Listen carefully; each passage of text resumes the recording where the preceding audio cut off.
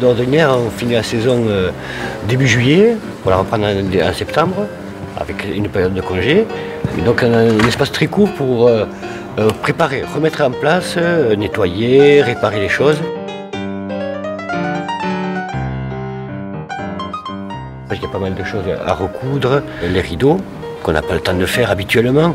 Par exemple, dans le gradin, quelques sièges qui sont cassés, on les a changés. Et puis ça nous a permis aussi d'envisager par la suite les futurs investissements qu'on allait pouvoir réaliser pour améliorer la salle et la moderniser en fait, la mettre un peu plus au goût du jour. Et là, avec ce confinement-là, on a eu beaucoup plus de temps, donc on va pouvoir être beaucoup plus près pour la saison. Une expo avec la soirée cabaret en lien avec, du moins sur le hall, un accueil hall avec la soirée cabaret. Ça engloberait la soirée cabaret ou pas? Ouais. D'accord. Je me suis posé la question de est-ce que les spectacles qu'on avait arrêtés avant le mois de mars, est-ce qu'ils avaient encore du sens?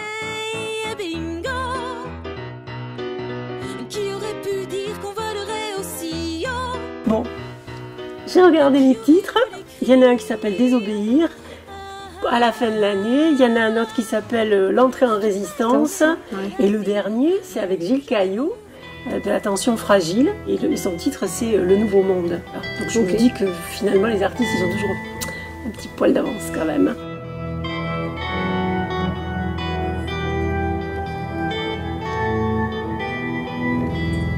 Je sais pas quand t'as commencé le 21e siècle. Désobéir, c'est Julie Bérès, qui est une jeune metteur en scène, qui a travaillé avec 4 jeunes filles des banlieues, comme on dit maintenant, et qui les a fait discuter, parler, et puis elles ont aussi travaillé à du collectage et tout ça. Et à partir de ça, il y a ces 4 parcours de jeunes filles qui essaient de sortir des carcans dans lesquels on essaie toujours de les garder. Et donc ça explose de vie, enfin, c'est vraiment magnifique, quoi. Donc oui, bon, ça c'est un spectacle qui était avant Covid et qui va avoir, après Covid, toute sa place. Comment ça va pouvoir se passer, on n'en sait rien, très franchement. Je crois que personne n'est capable de dire ce qui va se passer. Donc pour nous, le pari, c'est de dire on en a besoin. On a besoin de ces paroles-là, on a besoin d'entendre ce que ce monde artistique nous raconte. Comment il voit les choses.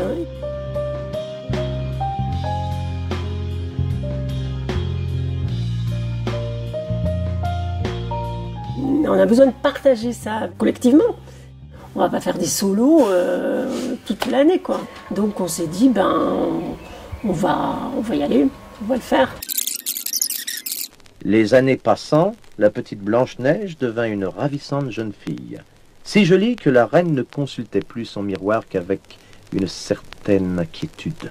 Et côté chaîne publique, l'incertitude pendant le confinement, c'était aussi les questions qu'on s'est posées un petit peu avec Victor, c'est comment les enseignants allaient répondre au projet d'éducation artistique à construire sur la saison 2021, puisque on est sur un dispositif de contrat local d'éducation artistique et du coup, nous, très vite, on a eu une crainte, c'est est-ce que pendant la période du confinement, est-ce que les enseignants vont s'engager sur les projets, est-ce qu'ils auront la tête à ça, est-ce que ça va répondre, Puis on a eu la très bonne surprise en fait que on a exactement le même nombre de projets engagés la saison prochaine, donc ça suit.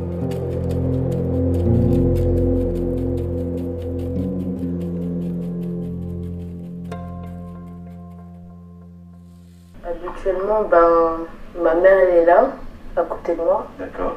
Ma soeur en face de moi et mon beau-père ici. Et la télé, elle est où?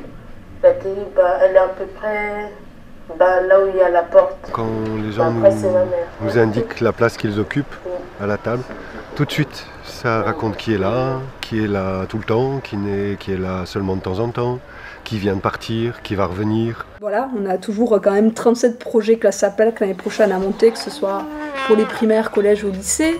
Non, c'est pas une saison au rabais. Une saison, elle se calcule pas, c'est des coups de cœur en fait.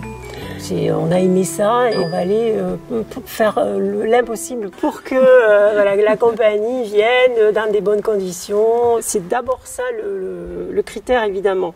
Mais après, des fois, on se rend compte, à la fin, une fois que tout est bâti, on se rend compte qu'il y a des couleurs qui sont plus fortes que d'autres.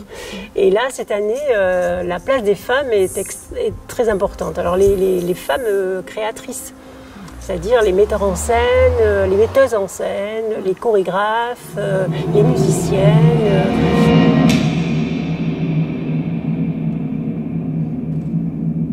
C'est comme ça, c'était pas voulu en tout cas, mais donc il ne faut pas que les hommes s'offusquent, bien évidemment, ils ont aussi leur place, bien évidemment. Il y aura Joseph Nagy, il y aura Galota, par exemple, qu'on a réussi à faire revenir. J'ai rêvé que désormais, la femme était le présent de l'homme, que tout était en ordre. I had a dream. Mais il y a aussi des femmes qui sont jamais venues et qui sont vraiment étonnantes, quoi, avec Julie Berès et son Désobéir, Elisabeth Chailloux, qui est une metteur en scène, qui a une finesse et une direction d'acteur qui est magnifique. Jamais je ne serai l'esclave d'un homme. Qui s'est attaqué à un texte de Strindberg. Femme, il y aura La Conquête. La Conquête, ce sont ces deux jeunes filles marionnettistes qui, l'une est chinoise, d'origine chinoise et l'autre d'origine africaine. Et elles nous parlent de la conquête, de leur vision de la conquête des territoires, et y compris de leur territoire intime.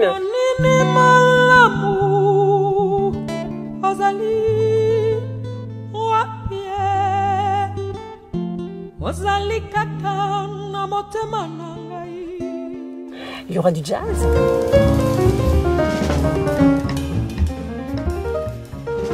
Avec Paul Lé d'Orthez. Attention.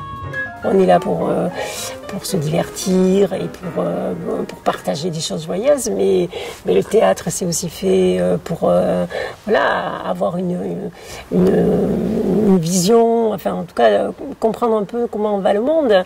Et donc on a invité des metteurs en scène, des artistes qui ont réfléchi sur les femmes. Il y a également la violence au travail qui sera évoquée fortement dans Entrée en résistance, et qui nous parle ces services publics qui ont été mis à mal, qui sont aussi mis à mal encore aujourd'hui. On aura aussi des questionnements sur le nouveau monde, comment on peut imaginer ce nouveau monde aujourd'hui à travers les rêves de Gilles Caillot, le rapport homme-femme avec Je parle à mes objets lorsqu'ils sont tristes, d'une compagnie toulousaine qui est incroyable aussi, et qu'on accueillera le 8 mars.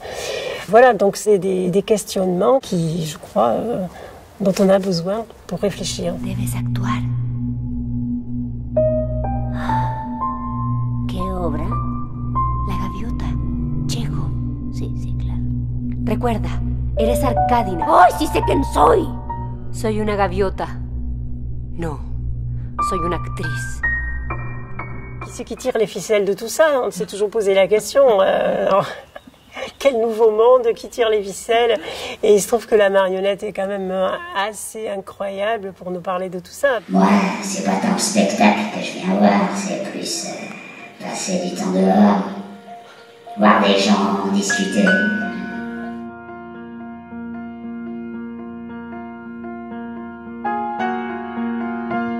Je viens au spectacle quand je veux, comme j'ai envie.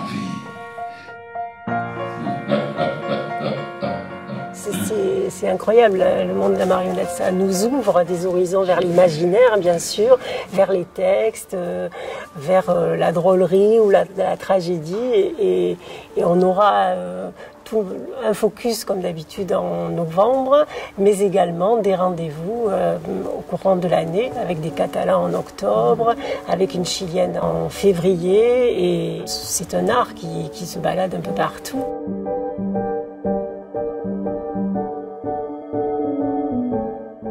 Une galerie de personnages hors pair, des effets spéciaux, des dragons, des chimères, du suspense, des intrigues, du sexe. Et cette année, on est un des 4 futurs centres nationaux qui ont été choisis donc par le ministère de la Culture. Alors c'était avant Covid et j'espère que ce sera confirmé après. Mais en tout cas, l'État nous soutient dès cette année pour que l'on puisse, à notre tour évidemment, soutenir ces créateurs et ces artistes marionnettistes pour qu'ils puissent développer leur imaginaire, développer leur travail. Et ça deviendra, donc Géliot devrait devenir un des 4 centres nationaux qui seraient dédiés à la création marionnettique. Et on est évidemment très fiers de ça.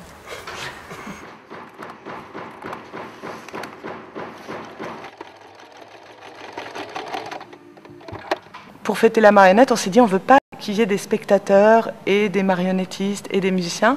On aimerait créer une grande fête de la marionnette où tout le monde est réuni et où on partage notre plaisir de la manipulation et de la danse.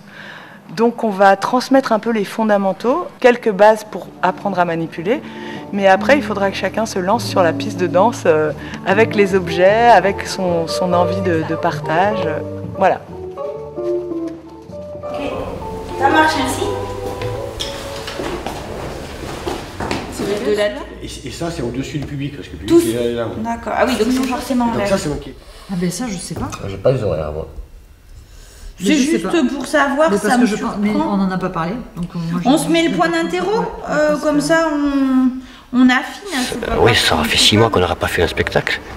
J'ai mal à rentrer. En tout cas, sur le papier, c'est possible. Voilà, sur le papier, c'est prêt.